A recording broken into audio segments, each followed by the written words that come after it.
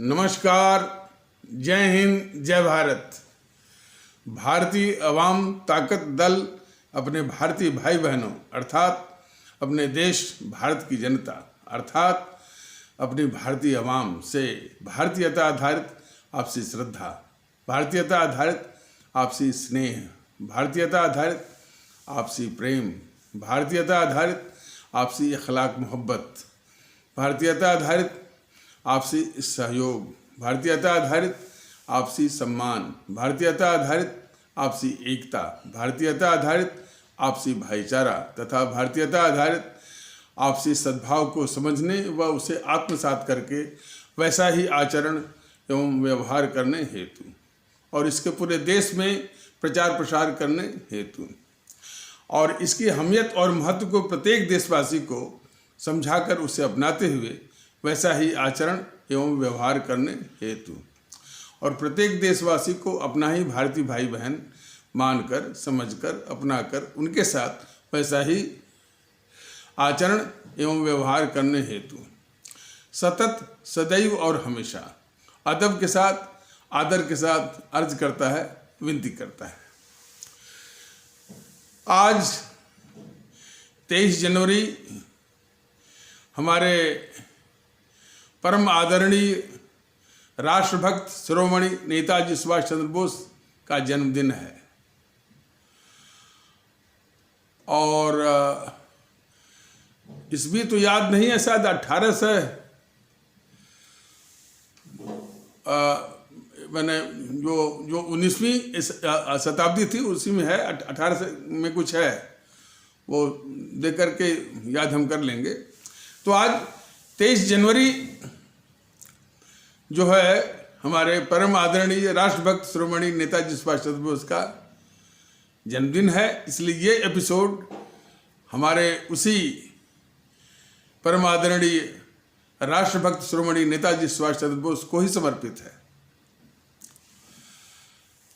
कुछ लोग राजनीतिक चुनावी लाभ के लिए अब तक कोई 7 साल सो रहा था, तो कोई 20 साल सो रहा था, तो कोई आज उसको आज उसकी आँख खुली है, तो कोई पराक्रम दिवस, कोई नायक दिवस।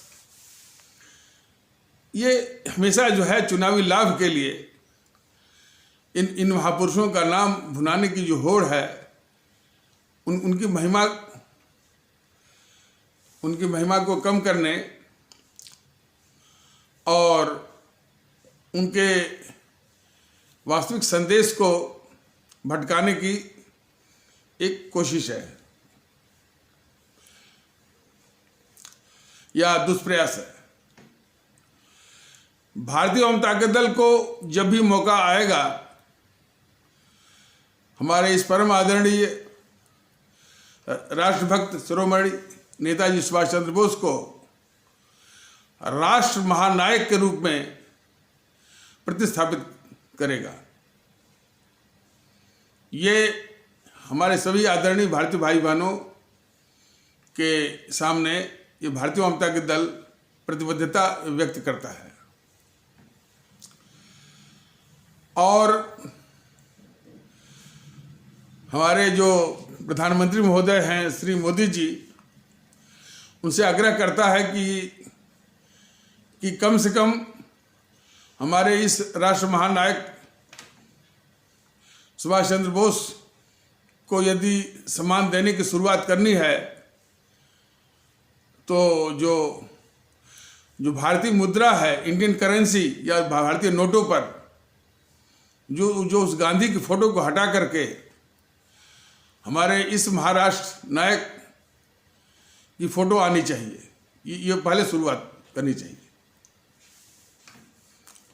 और ये विनती भी है और यदि उस माने परम आदरणीय राष्ट्रभक्त शिरोमणि नेताजी सुभाष चंद्र बोस के प्रति सच्ची भक्ति है मोदी जी के बीजेपी वालों की, तो कम से कम इतना फर्क वो करके दिखाएं कि भारतीय नोटों पर उस गांधी को हटा करके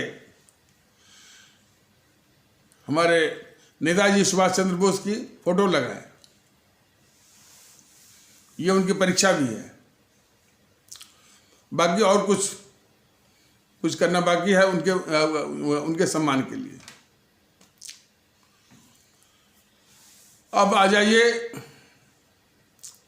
और उन्हीं की प्रेरणा से और हमारे शहीद आजम भगत सिंह और अमर शहीद चंद्रशेखर आज़ाद, अमर शहीद अशफाकुल्ला, अमर शहीद खुदीराम बोस, अमर शहीद सुब्रमण्यम भारती, अमर शहीद श्रीमती रानी लक्ष्मीबाई, अमर शहीद श्रीमती रानी चंद्रिमा, अमर शहीद श्रीमती रानी गडिलू के कुर्बानी शहादत के आधार पर जो प्रेरणा, जो ताकत भारतीय वाम ताकत दल को मिली है या मुझे मिली है, उसके आधार पर जो ये देश की समस्याओं का विश्लेषण, उसका समाधान और देश में कैसा माहौल होना चाहिए उसके प्रति एक चिंता और कोशिश, ये भारतीय वाम ताकत दल निरंतर कर रहा है और उसी कोशिश में लगा हुआ है। ये किसान आंदोलन की बात, किसान आंदोलन में तमाम मीडिया के लोग इस जो किसान आंदोलन के विषय में, जब से ये किसान आंदोलन शुरू हुआ तब से भारतीय वाम ताकत दल कह रहा है कि ये मुखौटा भर रह गया है। इस मुखौटे का इस्तेमाल करते हुए भारत विरोधी ताकतें जो है भारत की आर्थिक प्रगति को रोकने के लिए अस्थिरता, हिंसा के मंशे से इस तरह की गतिविधि जो है वो चलाने की साजिश कर रही हैं। और पिछले दिनों में यह स्पष्ट हो चला था कि इसमें खालिस्तानी आतंकवादियों का किस तरह से इस आंदोलन में उसके तत्व जो है किस तरह से शामिल हैं। देश के बाहर भी किस तरह से वो प्रदर्शन कर रहे हैं, वो किस तरह से फंडिंग भेज रहे हैं, किस तरह से देश के लोगों, खास करके दिल्ली के लोगों को धमका रहे हैं और कह रहे हैं कि हम दिल्ली की बत्ती गुल कर देंगे। कोई जो है वो गणतंत्र दिवस के समारोह में शरीक न हो, इस तरह की धमकियां दे रहे हैं। और खालिस्तानी आतंकवादियों के अलावा जो और भी उसमें आंदोलन के नाम पर जो भागीदार हैं, उनकी हरकतें देश देखे, वो हमारे भारतीय गणतंत्र के संविधान के अनुसार चुनी हुई सरकार को चुनौती दे रहे हैं। ये भूल जा रहे हैं कि इस सरकार को 135 करोड़ लोगों ने चुना हुआ है। वामपंथी जो है इसमें भी गणित लगाते हैं कि 135 करोड़ नहीं है, मतदाता इतने हैं, तो इतना उन्होंने वो रिजेक्ट किया हुआ है। उनकी कुत्सित गणित को भारतीय वाम ताकत दल जो है वो खूब पहचानता है और उनकी औकात दिखाने वाला कोई पैदा नहीं हुआ भारत में। इसीलिए जो है उनका मन बढ़ा हुआ है और भारतीय वाम ताकत दल को तो बड़ी इच्छा है कि एक बार सामने तो आ जाएं, तब ये भारतीय वाम ताकत दल जो है वो वाम दलों को भी और जेएनपीसी को भी और बीजेपी वालों की, हमारे वही परम आदरणीय राष्ट्रभक्त श्रोमणी नेताजी सुभाष चंद्र बोस और शहीद आजम भगत सिंह की प्रेरणा से जो आशीर्वाद मिला हुआ है, उससे इन जो दल हैं और जो भारत विरोधी गतिविधियों को हवा दे रहे हैं, वो आईना जो है वो दिखा देगा उनको।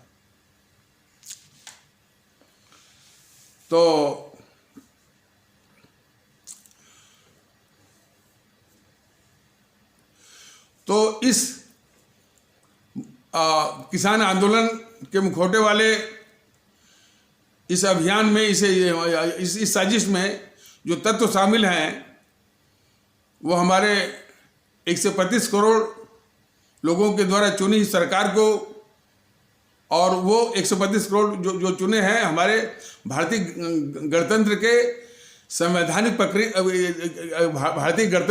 संवैधानिक प्रक्रिया के अनुसार 135 करोड़ लोगों के द्वारा चुनी हुई सरकार को चुनौती दे रहे हैं। और हमारी संसद को चुनौती दे रहे हैं, और संसद के द्वारा पारित कानून को चुनौती दे रहे हैं। हमारी न्यायपालिका को चुनौती दे रहे हैं, और चुनौती नहीं, बहुत ही भद्दे भद्दे शब्दों में अपमानित भी कर रहे हैं। ये कम्युनिस्टों के प्रवक्ता टीवी चैनलों पर आके बोलते हैं ये सुप्रीम कोर्ट नहीं बल्कि मुजरा कोर्ट है। उसके तत्व बोलते हैं कि ये सुप्रीम कोर्ट नहीं सुप्रीम कोठा है। और तत्वों की बात अच्छा, और पहले ही दिन से जो खालिस्तानी आतंकवादियों के तत्व कह रहे हैं कि हमने इंदिरा को ठोक दिया और मोदी की क्या विसात है। और तो और जेएनपीसी का ये गांधी नेहरू परिवार चांडाल चौकड़ी माने कॉकस, गांधी नेहरू परिवार चांडाल चौकड़ी कॉकस का ये जो राहुल गांधी है ये कह रहा है कि इस सुप्रीम कोर्ट को अदानी और अंबानी चलाते हैं। इस तरह की अपमानजनक भाषा हमारी और भारतीय जनता दल की दरख्वास्त है अपने माननीय सर्वोच्च न्यायालय से कि हमारी सभी संवैधानिक संस्थाओं की प्रतिष्ठा की रक्षा के लिए ऐसे तत्वों को भारत के संविधान के और भारत के संविधान के द्वारा स्थापित इस संवैधानिक संस्थाओं की ताकत का एहसास उनको कराया जाए ताकि उनकी हैंकड़ी निकल जाए। तो यह दरख्वास्त है माननीय सर्वोच्च न्यायालय से कि इस पर मुकदमा चलाया जाए इस राहुल गांधी पर। और बेहतर तो होता कि इस जेएनपीसी ने भूतकाल में अपने तत्वों को इसी महान संस्था सर्वोच्च न्यायालय में अपने तत्वों को बिठा करके उसको दबाव में लेकर के बोफोर्स से लेकर के और खास करके रायबरेली गेस्ट हाउस सामूहिक बलात्कार के केस का जो मुख्य अपराधी आरोपी है ये राहुल गांधी, उसकी फाइल को खुलवाने का आदेश दे सर्वोच्च न्यायालय और वो केस सामने आए, देश से समझे, तब जाकर के इसकी हैंकड़ी जाएगी। वैसे जब से इसने राजनीति शुरू किया है बस झूठ और अफवाह ही बोलता है ये। और झूठ अफवाह नहीं बल्कि भारत और हमेशा जो है वो भारत के खिलाफ और बहुत बड़ी गद्दारी भी करता है। लेकिन भारतीय जनता दल तो बराबर इन देश के गद्दारों को उजागर करने की निरंतर एक प्रयास या मुहिम कह लीजिए चला रहा है। लेकिन ये भारतीय जनता पार्टी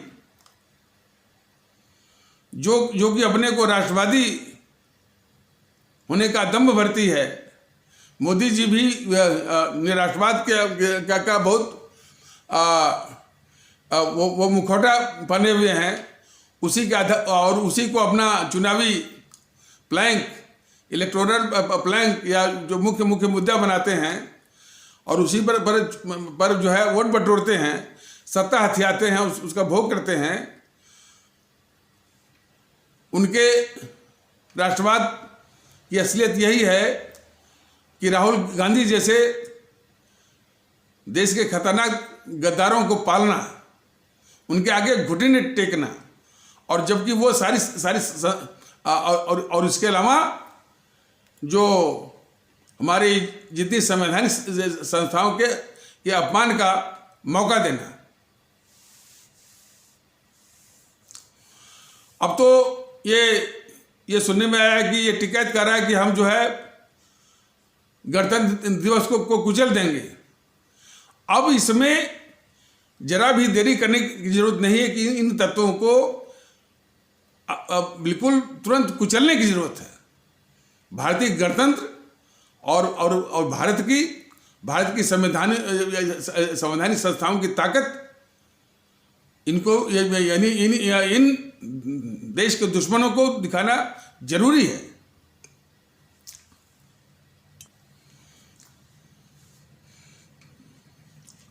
और ये मोदी महोदय जब से ये गुजरात से आए हैं, एक बात मोदी महोदय के विषय में जरा अपने आदरणीय भारतीय भाई बहनों को बता दें। गुजरात में ये बोलते थे कि लोगों ने हम पर इतना पत्थर मारा, तो लोग कौन? ये जेएनपीसी वाले थे। गुजरात में जो उनका विरोध पक्ष था, ये जेएनपीसी वाले थे, पत्थर मारने वाले। तो कभी ये सोनिया उनको जो है वो मौत का मोदी जी को मौत का सौदागर बोलती थी। लेकिन देश के सामने ये सोनिया एंड कंपनी ये तथ्य सामने नहीं आने दिया अपने चमचे जो लालू के जरिए, और उसमें लालू जो है रेल मंत्री था, कि जो गोधरा जो सांप्रदायिक दंगा हुआ था वह किन कारणों से हुआ था कि नहीं, गुजरात दंगा, सॉरी, जो गुजरात दंगा किन कारणों से हुआ था कि गोधरा की खड़ी ट्रेन में जो कि कुछ भक्त जो है वहाँ से अयोध्या से आ रहे थे, पूरी ट्रेन को असामाजिक और हिंसक तत्वों ने जलाया। यदि ठीक से जांच हुई होती तो पता चलता कि इसी जीएनपीसी के द्वारा पाले हुए और संरक्षित तत्वों ने ही वो आग लगाई है। लेकिन उसका इसे सोनिया का चमचा लालू प्रसाद यादव, जो कि रेल मंत्री था, उसने बनर्जी कमीशन बना करके लिपापोती करवाया और इस साजिश को के अपराध को ढकवाया और उस बनर्जी कमीशन के द्वारा यह लिखवाया कि उस ट्रेन में किसी ने आग नहीं लगाई, बल्कि वो आग अपने आप लग गई थी। तो ये हमेशा से देश में आग लगाना, आग भड़काना, हिंसा भड़काना हमेशा से ये जेएनपीसी वालों की फितरत रही है, और इसी के जरिए वो सत्ता हथियाते हैं। इनके इतिहास को कोई हमारे भारतीय भाई बहन देखें तो ये देश बांट करके भी जो है सत्ता हथियाते हैं। तो इनका इतिहास है, इनकी फितरत और डीएनए है। अब ये मोदी जी इस जीएनपीसी को देश का गद्दार नहीं मानते हैं, दुश्मन नहीं मानते। यही गद्दारी है मोदी जी की देश के खिलाफ। अपराधी को बचाना,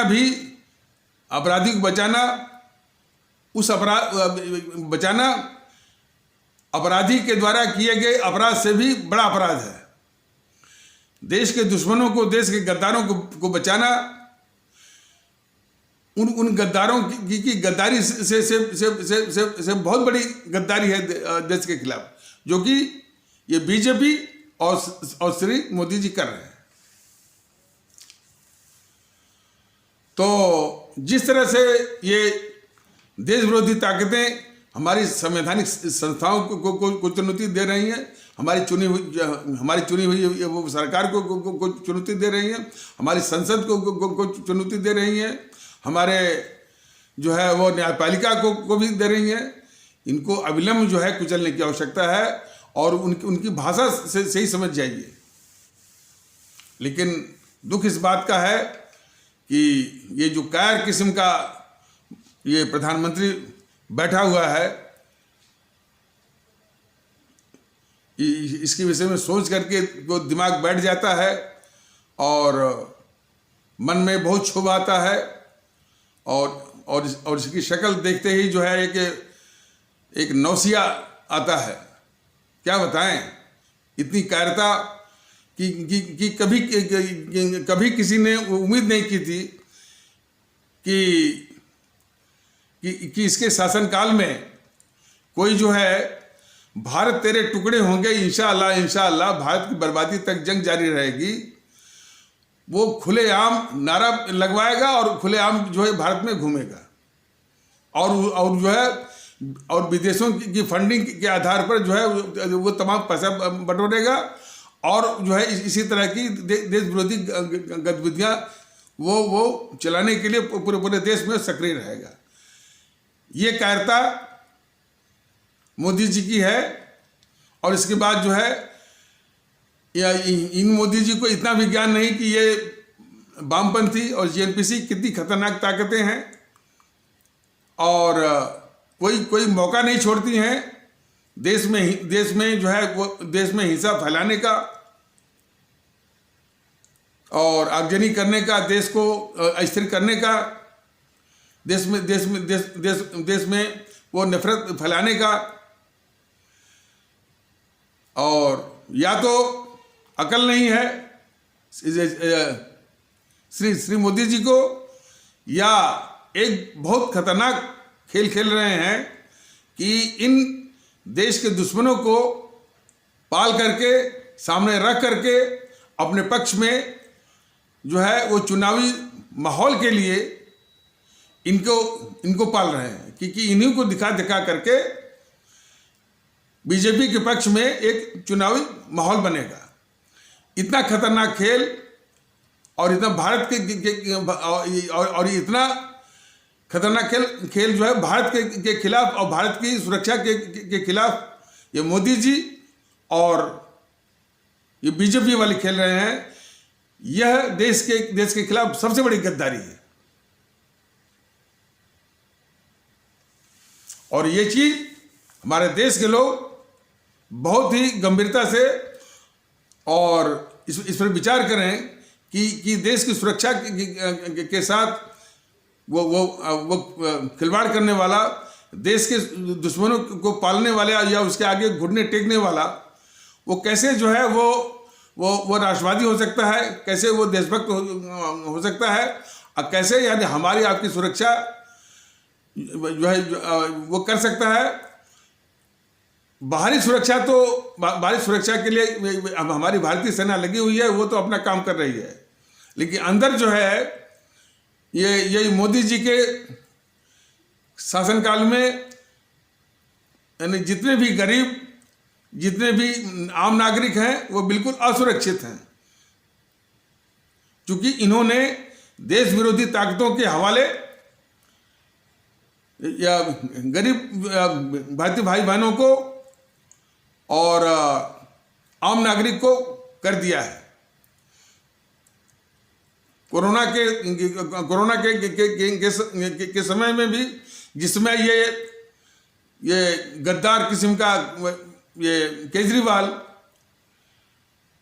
दिल्ली में जो काम कर रहे हैं, जो मजदूर भारतीय भाई बहन थे जो कि उत्तर प्रदेश के थे, बिहार के थे, छत्तीसगढ़ के थे, मध्य प्रदेश के थे, राजस्थान के थे, उन मजदूरों को भगाने के लिए और क्यों भगा रहा था वो कि जो उसे केंद्र सरकार से इन गरीब भारतीय भाई बहनों को जिनकी की रोजी रोटी कोरोना के समय में बंद हो गई थी, तो इनको जिंदा रखने के लिए और इनकी जीवन रक्षा के लिए जो जो जो भोजन की व्यवस्था हेतु जो है जो पैसे दिए थे केंद्र सरकार ने, उस पैसे को हड़पने के लिए इतनी घिनौनी चाल चला ये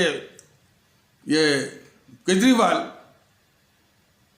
कि उसका कोई राघव चड्ढा है, उसने मैंने झूठी अफवाह या व्हाट्सएप के जरिए अफवाह फैलाया कि उत्तर प्रदेश की सरकार, बिहार की सरकार की बसें लगी हुई हैं बॉर्डर पे, तो जितने भी मजदूर हैं बिहार के, उत्तर प्रदेश के, वो बॉर्डर पर चले जाएं।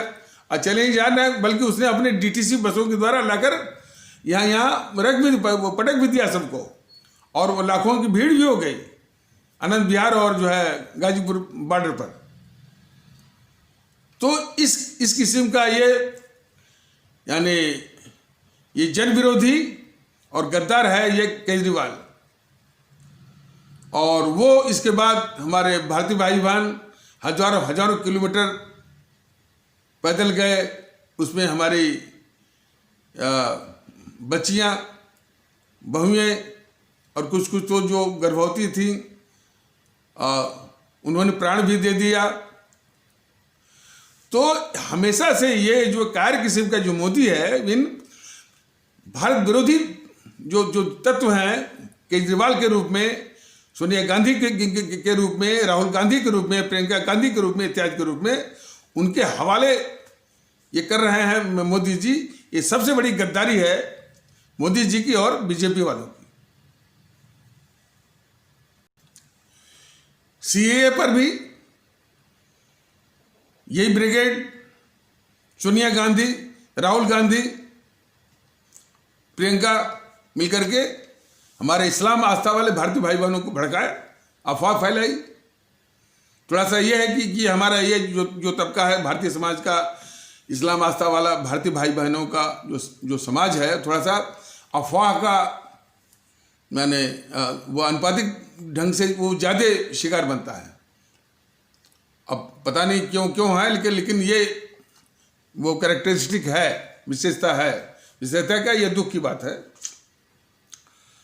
तो ये तो इन सबों ने भड़काया, तो सभी तो नहीं, जो उसमें जो असामाजिक तत्व हैं और असामाजिक कट्टरवादी और हिंसक और उपद्रवी, जो कि इसी जेएनपीसी के ही एजेंट हैं और इसी के द्वारा पाले भी जाते हैं और इसी जेएनपीसी के द्वारा जो है वो इस्तेमाल भी होते हैं, उनके द्वारा वही आगजनी, हिंसा, तोड़फोड़। और खास करके यूपीए के दौरान जो एनएसी बनी हुई थी, नेशनल एडवाइजरी काउंसिल या राष्ट्रीय सलाहकार परिषद, उसी के सारे सदस्य ही तो बिल्कुल वहाँ पर जाकर भड़का रहे थे। जामिया मिलिया में भी और अलीगढ़ मुस्लिम विश्वविद्यालय में भी यही सब तत्व।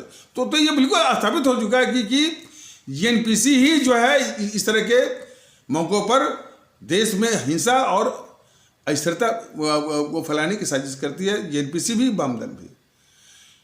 इतनी सी या तो समझ नहीं है श्री मोदी जी को, और ये समझ है तो जानबूझ करके देश के खिलाफ बिल्कुल आग से खेल रहे हैं या बहुत बड़ी गद्दारी कर रहे हैं।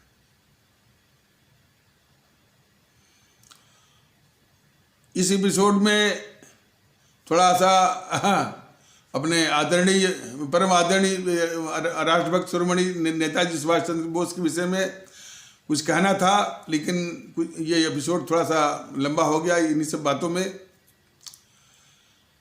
देखिए, ये बराबर ये जेएनपीसी वालों ने, गांधी नेहरू परिवार चांडाल चौकड़ी काकस वालों ने हमारे उन अमर शहीदों, जिन्होंने अपना खून दे करके, बलिदान दे करके, अपने प्राण जो है, प्राणों की आहुति भारत माता की बलवेदी पर दे करके इस देश को आज़ाद कराया, उनके महत्व को हमेशा कम करने के लिए इन गद्दारों ने हमेशा वो साजिश की है। और सुभाष चंद्र बोस के महत्व को भी कम करने की हमेशा साजिश की है। इस पर आगे आने वाले वीडियो में विस्तार से बताया जाएगा। और पिछले कुछ एपिसोडों में मैं थोड़ा बहुत बताने की कोशिश की गई थी, लेकिन आगे विस्तार से बताया जाएगा। और ये हमारे नेताजी सुभाष चंद्र बोस की लोकप्रियता से बहुत जलते भी थे, और वो ज़्यादा लोकप्रिय न हो इसकी भी वो साजिश करते थे। और जलने का मतलब कि वो उनकी जरा सीमा देखिए, ज़्यादा तो नहीं। ये गद्दार नेहरू माउंटबेटन से मिलकर के हमारे उसी परम आदरणीय राष्ट्रभक्त शिरोमणि नेताजी सुभाष चंद्र बोस, जो कि आज भी हम भारतीय भाई बहनों के दिलो दिमाग पर राज करते हैं, उसको इस गद्दार नेहरू ने अंतर्राष्ट्रीय अपराधी घोषित करवाया। और यह भी उस दस्तावेज में प्रावधान दिलवाया कि जब भी भारत में पाए जाएं तो अपराधियों की तरह उनको पकड़ करके इंग्लैंड के हवाले करना है। कितना बड़ा गद्दार और नीच था ये नेहरू। और जेएनपीसी का देखिए, संसद के सेंट्रल हॉल में केंद्रीय कक्ष में तमाम अरे गरे की लगी हुई है फोटो, लेकिन इन समूह ने परम आदरणीय राष्ट्रभक्त शिरोमणि नेताजी सुभाष चंद्र बोस की फोटो या पोर्ट्रेट इन समूह ने जानबूझ करके इन जेएनपीसी, ये गद्दार जेएनपीसी वालों ने, गद्दार तो कहा ही जाएगा, बिल्कुल गद्दार हैं कि इन्होंने सुभाष चंद्र बोस की फोटो लगने नहीं दिया। जो पहली गैर कांग्रेसी सरकार मोरारजी देसाई के नेतृत्व में 1977 में बनी, तब राष्ट्रपति नीलम संजवा रेड्डी और प्रधानमंत्री श्री मोरारजी देसाई ने वही परम आदरणीय राष्ट्रभक्त शिरोमणि नेताजी सुभाष चंद्र बोस की पोर्ट्रेट या फोटो लगवाई। तो इतने बड़े गद्दार हैं ये जेएनपीसी वाले, और उन्हीं गद्दारों को ये मोदी जी उनकी पूजा करते हैं, उसी नेहरू की पूजा करते हैं, उसी गांधी की पूजा करते हैं। भारतीय जनता दल को जरा भी संकोच ये कहने में नहीं है कि जो इन गद्दारों की पूजा करता है वो भी इस देश का गद्दार है। सिर्फ नेताजी के जन्मदिन को पराक्रम दिवस घोषित करके उस पाप को मोदी जी जो है धुल नहीं सकते। और उनमें हिम्मत हो, भारतीय जनता दल की चुनौती है, तो 15 अगस्त को आज़ादी के दिवस को खारिज करके, जिस दिन हमारे नेताजी सुभाष चंद्र बोस ने आज़ाद हिंद भारत की या आज़ाद भारत की स्थापना की थी 23 अक्टूबर 1943 को, तो 21 अक्टूबर 1943 को वो आज़ादी का दिवस, अर्थात 21 अक्टूबर को जो आज़ाद भारत या आज़ादी का दिवस मनाने की मंशा दिखाएं, हिम्मत दिखाएं मोदी जी। ये सही रूप में ये सच्चे रूप में नेताजी सुभाष चंद्र बोस को इज्जत देना चाहते हैं, तो नौटंकी तो बहुत देखी गई। ये नौटंकी करके ये लाल किले में एक संग्रहालय तो बनवा दिया नेताजी सुभाष चंद्र बोस के नाम पर। उस समारोह में खास करके वो 21 अक्टूबर को, जिस दिन जो हमारे देश का वास्तविक आज़ादी का दिन है, उस समारोह में जाने के लिए ये आनाकानी कर रहे थे। और ये हम नहीं कर रहे हैं, और भारतीय जनता दल नहीं कर रहा है। उन्हीं का जो चमचा है वो पुष्पेंद्र कुलश्रेष्ठ, वो बोल रहा था कि आनाकानी कर रहे थे कि यदि हम उसमें गए तो लोग मेरा बाल नोच लेंगे। ये देखिए बहाना। अरे मोदी जी बताइए कि आपके खुद के 3 से 3 MP हैं, एनडीए के जो है वो 353 एमपी हैं, तो 353 एमपीओं के साथ ये देश के प्रधानमंत्री का बाल जो है महज जो है 44-50 एमपी वाला बाल वो नोचेगा। तो ये मानसिकता है और ये उनकी आंतरिक ये मंशा, यानी जिसको अंग्रेजी में कहते हैं डिमिनर है मोदी जी का। और ऊपर पाखंड जो है कि पराक्रम दिवस है, ये दिवस है। और सबसे बड़ी बात कि हमारे अमर शहीदों ने अपना खून देकर जिस आज़ादी को हासिल किया और हमारे आपके लिए आज़ादी ले आए, आज वही खून पुकार रहा है कि इस आज़ादी की रक्षा करो भाई मोदी जी। ये देश के दुश्मन जीएनपीसी और वाम दल और अपने तमाम जो है वो फ्रिंज तंजीमों के साथ, जिसमें कि वो अर्बन नक्सल हैं और बारूदी बौद्धिक वर्ग हैं, इंटेलेक्चुअल टेररिस्ट हैं, भारत विरोधी पत्रकारों का एक गिरोह है, जो कि रवीश कुमार सबसे बड़ा गद्दार है। रवीश कुमार और एनडीटीवी बराबर जो है वहाँ उस भारत विरोधी आंदोलन में जाकर के वो हौसला अफजाई कर रहा है, तमाम जो है वो टीवी पर दिखा रहा है। लेकिन सवाल इस बात का है कि सारी गतिविधियां, देश विरोधी गतिविधियां इस देश के अंदर मोदी जी के छत्रछाया में चल रही हैं। यदि मैं चिल्लाऊं, भारतीय जनता दल चिल्लाए या कोई भी चिल्लाए, उसका कोई मतलब नहीं है। जिनको कार्रवाई करनी है वो मोदी जी के शासन के काल में देश विरोधी पत्रकारों का एक बहुत बड़ा जत्था, बहुत बड़ा गिरोह सक्रिय है भारत के खिलाफ, और उसका नाम कई बार भारतीय जनता दल ने ले रखा है और दे रखा है। रवीश कुमार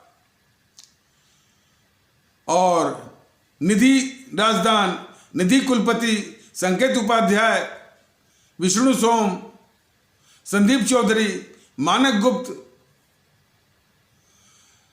अभिसार शर्मा, पुण्य प्रसून वाजपेयी, बरखा दत्त, विनोद दुआ, आशुतोष, शेखर गुप्त, अरफा खानम, सागरिका घोष, राणा अयूब, कोई अग्निहोत्री करके है, कोई मोहन करके है, और कोई वानखेड़े है, राहुल कंवल, अजीत अंजुम, और सबसे खतरनाक सौरभ द्विवेदी। ये सब है भारत विरोधी। तो ये मोदी जी की छत्रछाया में पल रहे हैं सब। और ये पीएफआई, सिमी, एसडीपीआई, असदुद्दीन गिरोह और ये कन्हैया कुमार गिरोह और भारत विरोधी ये सब मीडिया भी है। सबसे खतरनाक द हिंदू, इंग्लिश डेली, सबके सब है ऐसे ही। ये सब जो है इन कायर प्रधानमंत्री मोदी जी की छत्रछाया में पल रहे हैं। देश का दुखड़ा यहां है। इसलिए मन बहुत ही विक्षिप्त है, बहुत ही दुखी है कि राष्ट्रवाद का मुखौटा पहने हुए और स्वयं कायर होना और देश को जो कि देश हमारा इतना ताकतवर है, सारी संवैधानिक संस्थाएं बहुत ताकतवर है, बहुत वो जो है प्रतिष्ठित भी हैं। आज उनकी प्रतिष्ठा को, आज उनके इकबाल को ये देश विरोधी ताकतें सीधे चुनौती दे रही हैं। अपमानित कर रही हैं, राहुल जो है अपमानित कर रहा है, और ये मोदी जी है कायरों की तरह जो है यानी उन अपमानित करने वालों को पाल रहे हैं। ये सबसे बड़ा कष्ट मिल रहा है श्री मोदी जी के द्वारा। तो आइए, वो सुभाष चंद्र बोस, ये तो निर्विवाद सत्य है कि आज़ादी जो है हमारे उन अमर शहीदों के खून और बलिदान से मिला है, और ख़ास करके जो अंग्रेज भागने को मजबूर हुए थे द्वितीय विश्व युद्ध के बाद 1945 के बाद, तो वो हमारे नेताजी के सुभाष चंद्र बोस के द्वारा स्थापित INA या आज़ाद हिंद फौज के 60,000 सैनिकों में से 26,000 सैनिकों की शहादत के कारण जो शहीद हो गए थे, तो उस शहादत की प्रेरणा से रॉयल इंडियन नेवी रिन में बगावत हुई थी। सेना में, आर्मी में बगावत होने को थी, और भी इस तरह से वो जो है तमाम बगावत के सुर उभरने लगे थे। और देश में और वो नेताजी सुभाष चंद्र बोस जिस तरह से वो जब 1945 में जापान ने सरेंडर कर दिया, जर्मनी ने सरेंडर कर दिया, इटली ने सरेंडर कर दिया, जो कि एक्सिस पावर थी, तो वो रूस में गए रूस के शासकों से मिलने के लिए। वहीं पर ये गद्दार नेहरू को भनक मिल गई अमेरिकी एजेंसी के द्वारा। तुरंत नेहरू ने रूस के शासकों से मिल करके वहीं पकड़वाया, और वहीं जो है रूस के साइबेरिया के घने जंगलों में जो जेल में बंद करवा करके और बहुत निर्मम यातनाओं के साथ इनकी हत्या करवाई। तो इसको सब ये चैनल वाले कहते हैं कि वो गायब हो गया। गायब वो नहीं हुए, हत्या करवाई, और फिर इस गद्दार नेहरू ने एक झूठी कहानी बनवाई कि नेताजी की मृत्यु जो है उस विमान दुर्घटना में हुई, जो कि फार्मूसा से जो कि फार्मूसा या ताइवान के आसपास दुर्घटनाग्रस्त हो गया था, और वो विमान वो जापान से चला था रंगून के लिए। झूठी कहानी, और इस झूठी और फरेबी कहानी पर जो है लोग यकीन करें, विश्वसनीयता के लिए इसने जो है रिटायर्ड सुप्रीम कोर्ट के जज शाहनवाज से ठप्पे लगवाए। मैंने उस जो कमीशन ऑफ इंक्वायरी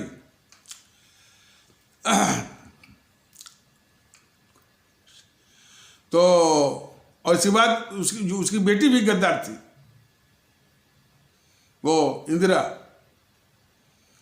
लोग पूछते हैं कि भाई कि कैसे गद्दार है ये इंदिरा। अरे 1965 में जब शास्त्री जी प्रधानमंत्री थे, तो हमारी सेना जो है पाकिस्तान में जो है वो लाहौर तक घुस गई थी। लाहौर तक उसने पाकिस्तान की जमीन को जीत लिया था। तो पाकिस्तान को भारतीय सेना द्वारा जीती हुई जमीन को वापस कराने के लिए ही इसने शास्त्री जी को मरवाया। ये गद्दारी थी इसकी, इंदिरा की। और सन 71 में भी जब हमारी सेना ने दोबारा वो लाहौर तक जमीन जीती, तो फिर हमारी भारतीय सेना द्वारा जीती हुई या भारतीय सेना की कुर्बानी के द्वारा कितने सैनिक मरे होंगे, जो जीती हुई पाकिस्तान की जमीन को इस गद्दार इंदिरा ने शिमला समझौते के जरिए उसको वापस कर दिया। एक कच्चा द्वीप, बहुत महत्वपूर्ण जो है सामरिक द्वीप था, वो दे दिया श्रीलंका को। और कई चीज तो ये बहुत बड़ी गद्दार थी देश की।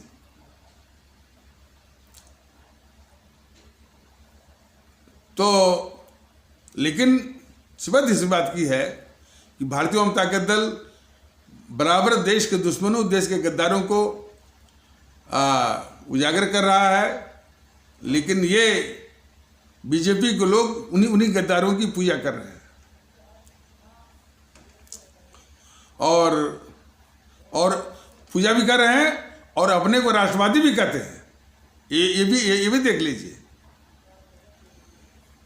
और तो यही इनकी राष्ट्रवाद की असलियत है कि हमारे देश के लोग, खास करके हमारे गरीब और हमारे माने आम नागरिक जो है, आम नागरिकों को इन देश विरोधी ताकतों की जो देश में, हमारे देश में अहिंसा फैलाने की, माने हिंसा फैलाने की, आगजनी फैलाने की जो साजिश है, उसके हवाले कर दे रहे हैं मोदी जी हमारे